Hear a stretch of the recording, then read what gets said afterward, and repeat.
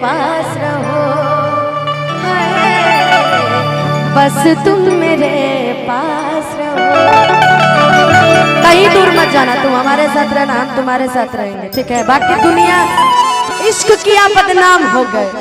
इश्क किया बदनाम हो गए, चर्चे हमारे सरेआम हो गए, और जालिम ने दिल उस वक्त तोड़ा जब हम उसके इश्क के गुलाम हो गए। लेकिन चंदन जी पे कहना है, अभी उनके रियल लाइफ पे बुरा लगे तो लगता रहे, कोई दिक्कत नहीं है, कि हर शाम सुहानी नहीं होती, हर शाम सुहानी नहीं होती, हर चाहत के पीछे कोई कहानी नहीं होती, यूं तो कुछ असर है इस मोहब्बत में, वरना वो गोरी राधा भी सामने शाम की दीवानी ना होती।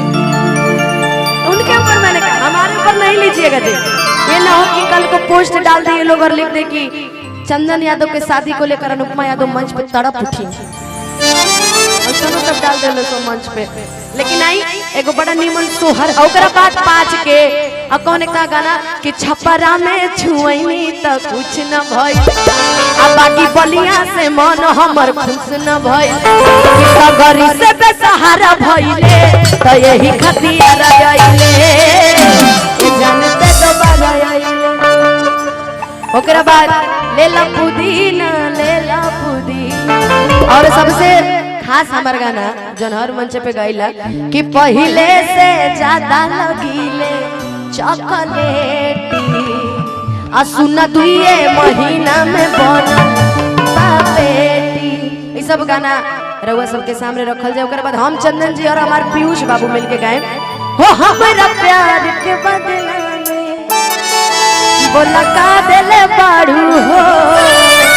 कि तू जब देले बाड़ू दगा देले बाड़ू हो।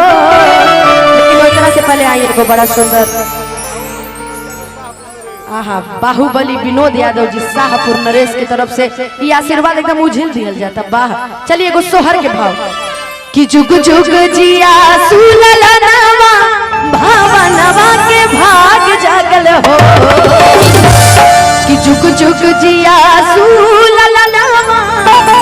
भावनवा के भाग जागल। तारा लोग के आशीर्वाद देवे के मन करी नु